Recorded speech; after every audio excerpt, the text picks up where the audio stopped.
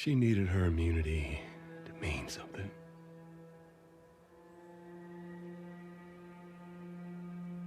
Maybe I was starting to buy into that whole cure business.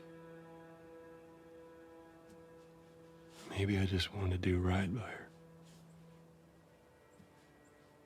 And then we made it. We found the firefly. Because of her, they were actually going to make a cure.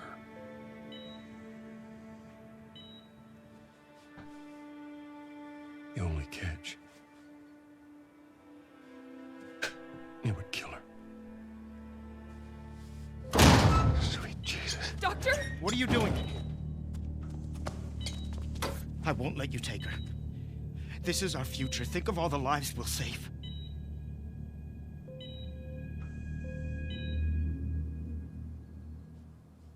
So for this discussion / review, guys, we have two perspectives. My perspective is I actually remained leak and spoiler free throughout the whole time before the game was launched. I did hear about the leaks and, you know, that it was an employee and whatnot and everything that was behind it, but I actually was able to stay away from everything. Falselight, on the other hand, saw the leaks and saw a couple of videos about what they were about.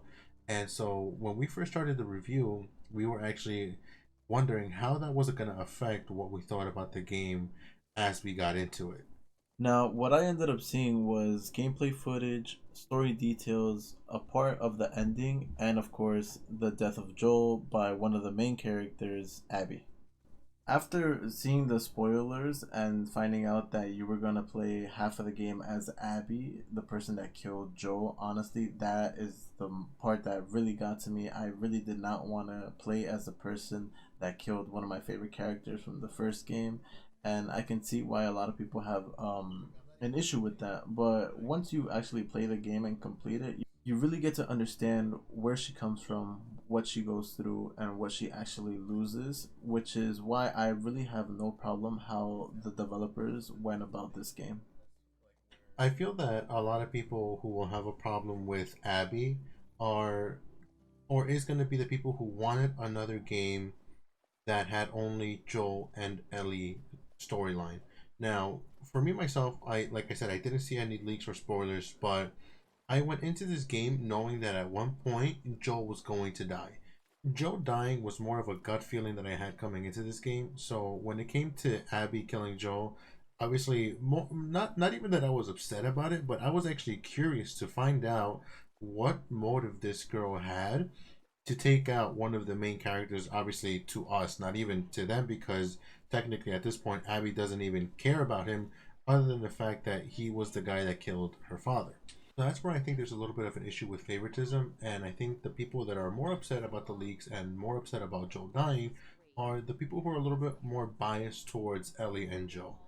I feel that there are some similar aspects in this game that we had in the last game that just feel, you know, just refreshed, you know, obviously for, you know, something that's next gen in terms of, you know, PS4 to PS3 from the original. So then I feel that if we would have gotten another game with just Ellie and Joel on another mission to perhaps find obviously a cure to the disease, and so that Ellie might have a second chance to make her life meaningful, it would have been the same thing as the first game. And then if they're not complaining about a new character that they don't know being, you know, a playable character for half the game, they would have complained that it was too similar to the first game, too repetitive, and that it was just another game with Ellie and Joel. So I think people need to pick and choose, either enjoy the game for what it is and for what it comes to offer, or, you know, dislike it because your favorite character got killed off, and at that point you could probably just go and replay the first game. This way you won't have anything to complain about. Now, I know this is gonna come to a surprise to the people, especially that saw the spoilers, and to the people that have played the game and not seen the spoilers, they'll probably understand me more. I actually enjoyed Abby's role more than I did Ellie's. What I thought that I was gonna get from Ellie's story, I actually ended up getting from Abby's story. I told my brother that after Joel's death, it would have been very cool if Ellie was to go back to camp and tell everybody, you know, like, I'm taking a group, whoever wants to volunteer to help me avenge Joel, And as she tries to get revenge towards the person that killed Joel, that she started losing people from her group, and then she started to question if revenge was worth it. Okay. I'm sure they'll be happy to offer that information up. Well, then we make them. Do you hear yourself? I thought I was gonna get that from Ellie. However, throughout playing this game with Savage, I actually ended up seeing that it was Abby that was finding herself in those shoes. You know, she took a group to get revenge with Joel and started losing people left and right. And then you even question yourself, like, does she really think all of this is worth it? And it's just, that's what I really enjoyed about her story. That, yeah, she did get revenge in the end, but what, looking back, what did it cost her? One of the better parts of Ellie's playthrough has to be her flashbacks with Joel. Watching the flashbacks and just running through them really makes you bring the feels from the first game back into play. I feel like they really do become a little bit more memorable, especially because the game doesn't solely revolve around Ellie and Joel. I feel like if the game was mainly about them two, yeah, the flashback would have played some sort of significance, just not as much since at this point Joel is dead and you know that Ellie really feels some remorse about how they ended up and the fact that Ellie wasn't really there for Joel, up to his death. Now with the ending, guys. The ending for this game had to be one of the more controversial ones that we've had in a while. And that's because at the end of Abby's playthrough, you get to the theater and you're faced with a choice. And by what I mean is that not for the character, but for yourself. You're left with a choice at that point because you know that's where an end is near to decide who lives and who dies. On one hand, you have Ellie, a character you've come to know and love because not only did you play an entire game with her before, but just her character growing up. There's just something about little Ellie growing up and her badass moments and her mood that it just made her a very memorable character. And then you have Abby, a character who went through revenge, lost all her friends to get it. Some of her friends who weren't even fully on board with the revenge, but they died either way because they were there for her as friends. Got kicked out of the WLF and ended up, getting, making more of a family because she ended up caring for Lev and for Yara. Or does Abby die because that's where the path of revenge leads you? So me and False Light literally had a discussion outside the theater where we were talking about who we would want to live or die. At first, I said that if Abby died, I think I would have been completely satisfied. And I say that because, she lost everything, lost all her friends, got kicked out of the WLF. I think I would have been satisfied because it basically meant that she lost everything, got kicked out, and, that's as far as she went. I was, in a way, pretty much satisfied with that ending. However, I wasn't totally on board with Ellie dying, and I'm saying it as truthfully as I can now. That had to be 100% because I was a little bit more biased to Ellie living than Abby living. Now, if you guys have played the game, spoiler warning for those of you guys who have not. If you guys don't know about the ending, maybe just turn back here. But at this one, it's probably too late. But spoiler warning for what's coming. That's obviously not the end. They fight it off and they both survive. Ellie ends up, going to a farm and living the rest of her life out with Dina, and Abby goes on with Lev. However, Ellie still has, PTSD from everything that's happened, especially with Joel, and decides to seek out revenge at all costs. And that's exactly what happened. She ends up finding Abby basically on the verge of death, with Lev also on the verge of death. They find two boats and they fight it off. You go through this, bit of a boss fight, this time playing as Ellie against Abby, and it comes down to it. It comes down to Ellie killing Abby, and at this point, Ellie doesn't go through with it. She doesn't kill Abby because she sees Joel in a flashback on the porch. And I think that's really important, and that's where there's a lot of significance in this because it basically means that Ellie was not able to pick, or Ellie was not able to choose the path of revenge no matter what. Even though this girl did kill Joel, a guy that was a father figure, she just could not bring herself to do it.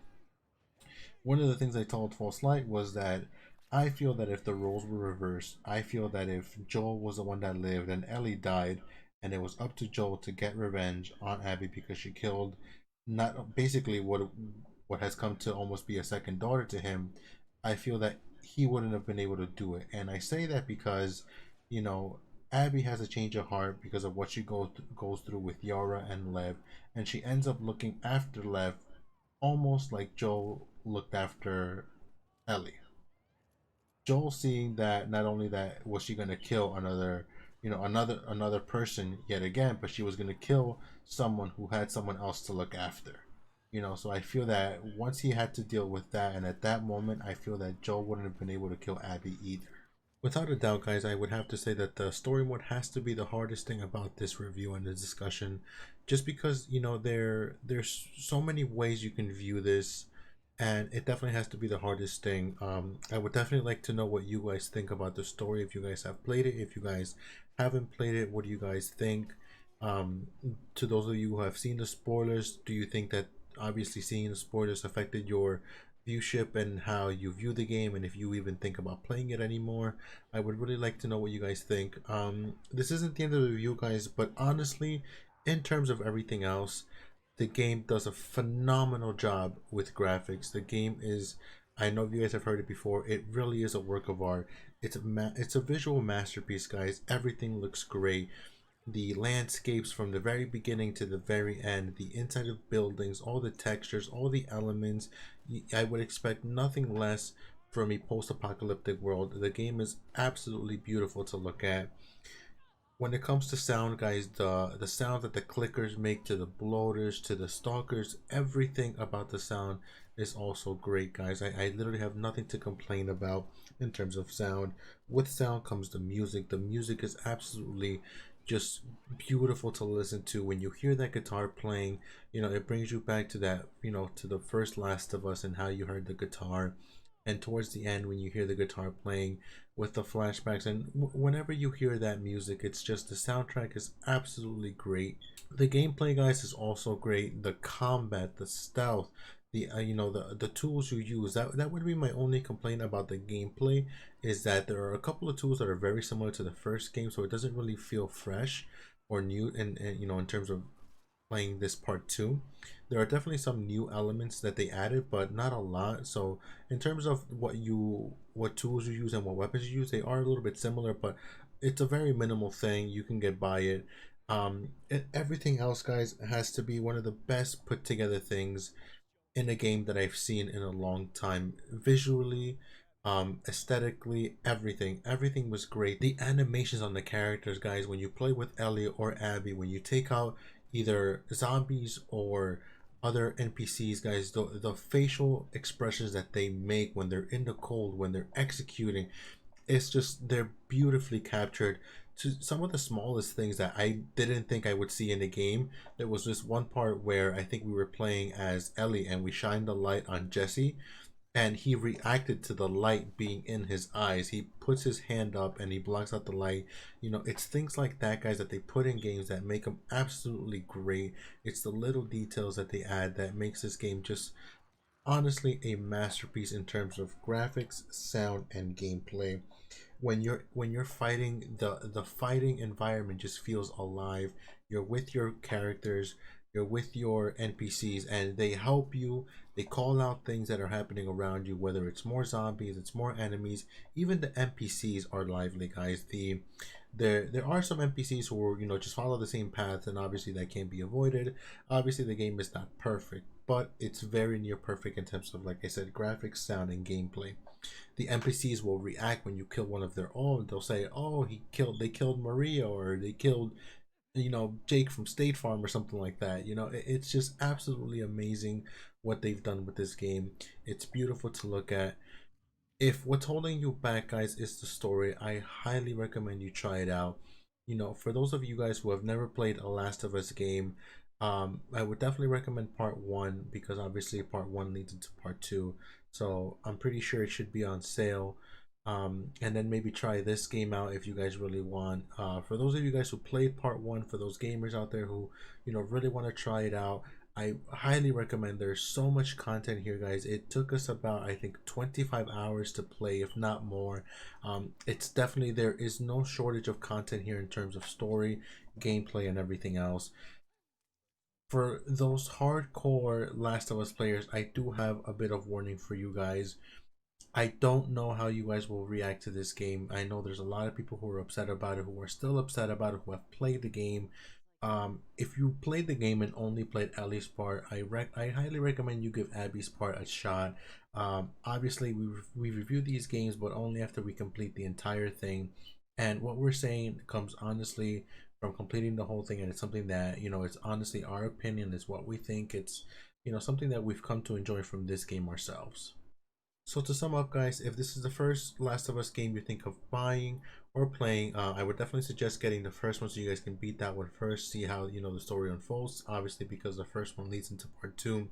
For all you gamers out there who might have or might have not seen some leaks or spoilers and are curious to see how, you know, part 2 unfolds, and if, you know, if that doesn't bother you and you just want to, you know, in terms of story and, you know, just to see how the second one plays out, I would definitely recommend it.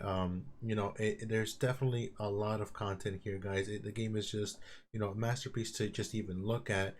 And, you know, if you guys are optimistic and, you know, look, you know, and really want to see how the story unfolds, I would definitely recommend it. Now, for everyone, like I said, who is a huge fan of the first part, but, you know, the spoilers really, you know, messed up the part 2 for you and you don't know whether or not to get it, then I would definitely advise a price drop, guys. I definitely wouldn't want you guys playing something that you guys would be unsure of playing if you guys, you know, are uneasy about what you guys want to do or not. So I would definitely suggest you guys wait. But if, you know, to anyone who wants to give the story a shot, I don't think you guys will be disappointed. You know, the story for us, for me and Falselight, ended up being something that was actually pretty interesting, and we like how it unfolded. So, you know, for the most part, whoever wants to give the story a shot, you know, this game would definitely provide about 25 hours of playtime, if not up to 30, depending on how much of a completionist you are. And honestly, I feel like there's no downside in terms of content. Other than that, guys, I really appreciate you guys if you guys have made it to the end of the video. Thank you so much for watching, and, you know, we appreciate the support. If you guys like the video, drop us a comment. If you guys really like it, consider subscribing and dropping us a like. Click on the notification bell so you guys are notified when we upload more videos and reviews, and we hope to see you guys soon. Thank you guys so much, and we'll see you guys in the next one. Bye, guys.